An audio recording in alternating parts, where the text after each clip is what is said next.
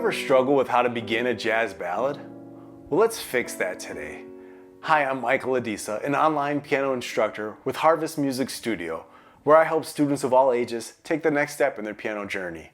In this video, I'm going to show you how to play that beautiful introduction that you just heard in all 12 keys. That way, you'll have a stock intro that's ready to go, that works in a variety of playing situations. Along the way, I'm also going to break down the harmony and the melody so that you understand why this intro is so effective. And if you'd like a free PDF, I've linked that below. In the opening demonstration, I was playing Embraceable You in the key of G major. However, to preview this concept, let's listen to that same introduction in good old C major. Check it out.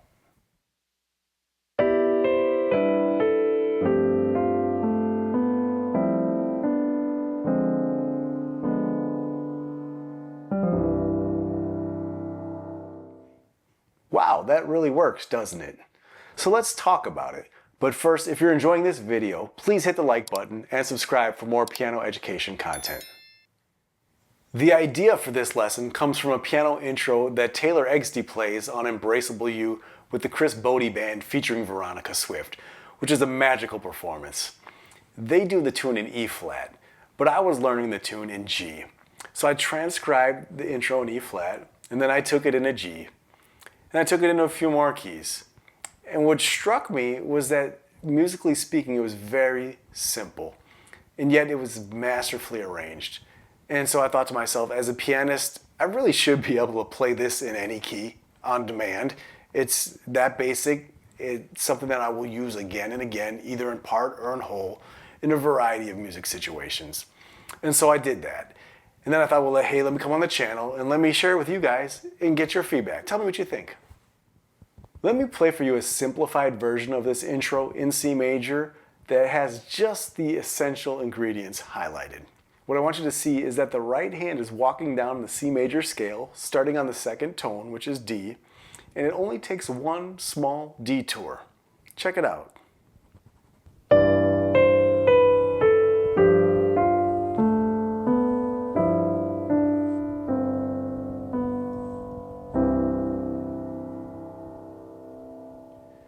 Did you catch the detour? It happens right between the F and the E. Without that little detour, it would be this.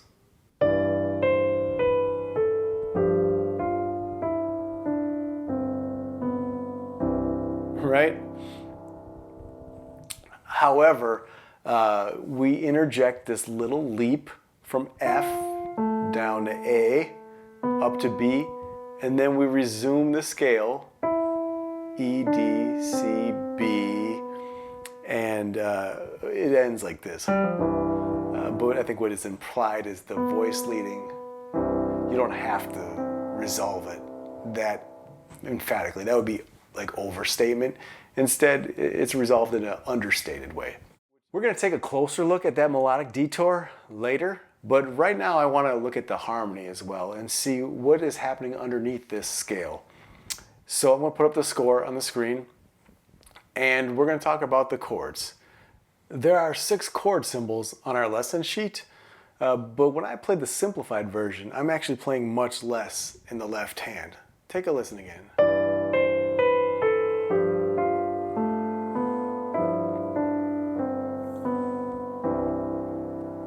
Does that not sound like what's happening?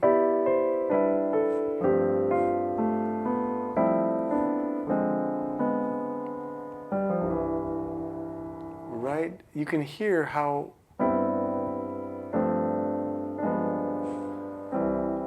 there's some basis for what I'm saying here, right? In other words, the second measure, all those chords, I'm not thinking like we're going to a 4 chord and we're going to a 2 chord. I'm hearing this is all happening over the G in the bass from measure 1. Notice that that G bass note was never replaced by a lower note in measure 2 until, right?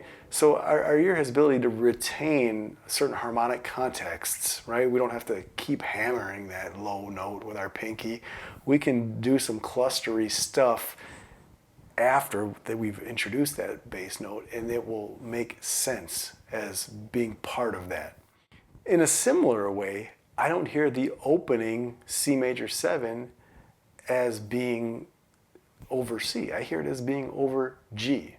All right? I know that there's not technically a G in the bass at the opening, but keep in mind there's no C in the bass at the opening either. Instead, we have these kind of airy sounding chords that have no bass note, but they slide right into.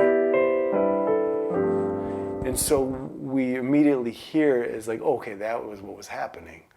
It's almost like just a 5 or 6 syllable word. You know, by the time that the word comes out, the front part makes sense by the latter part, and that's what this is. This is just, right? You can see where I'm coming from now, right? Now, dominant sus, like, what is this, right? A lot of people think of it as F over G, which is like the 4 over the 5. 4 on the right hand is a chord, over 5 is a bass note.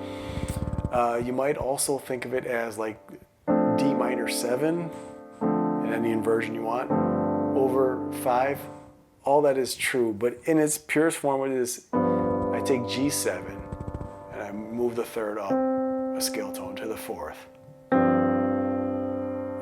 Lots of stuff can be in there or not in there. The D could be in there, the here could be in there. The 9 is often in there, which can stay put, or the 9 can go down to the flat 9. All right? The D can be in there and stay put, or the D can move, right? The E can be in there, which looks like an F major 7 over G, which can stay put or can move. So this is why I think of everything in that second measure as still part of that sus chord. It's still resolving that tension. Now the beautiful thing about this is this means that we don't just do this on this intro. This is like an etude. We can do this on any dominant chord, right? If I just see G7, I can take it, I can suss it out, and then I can put this motion in there.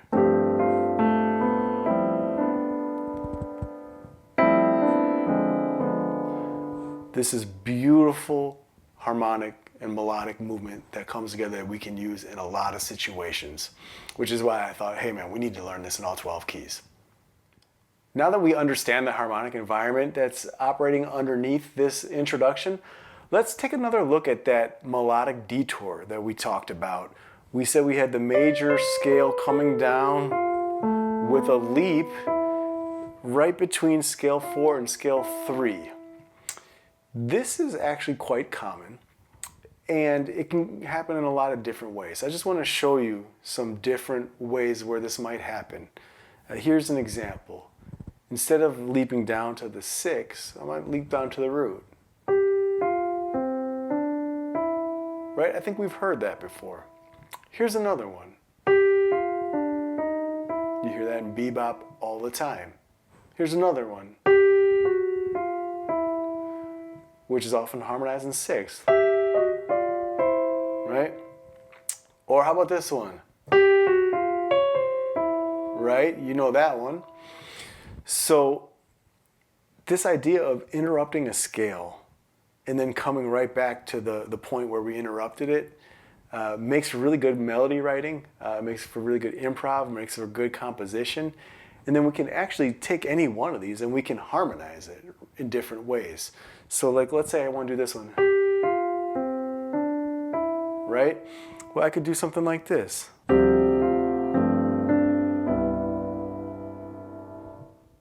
How about this one?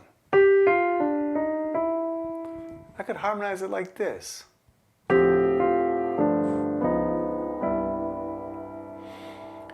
So combining the idea of this melodic scale with this interrupted detour and then harmonization can give you a multitude of different and unique intros that you can use to come up with something of your own. So the takeaway is that when we understand how this melodic detour is working, we understand how this harmony is working with the sus chords and the tension, we can actually take a different detour, maybe take a different sus resolution, and come up with a brand new intro, right? We don't want to play the same intro on every ballad in every key, but we want to understand why the intros that we play work. And this illuminates that. Well, hopefully you can see the value of having this introduction under your fingers in all 12 keys.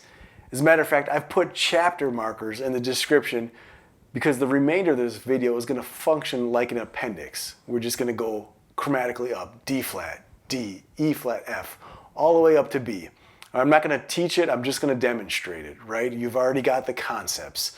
Don't forget to look for the link below so that you can get your 3-page PDF absolutely free that has this intro notated in all 12 keys. Thanks for watching, and I'll see you next time. Goodbye.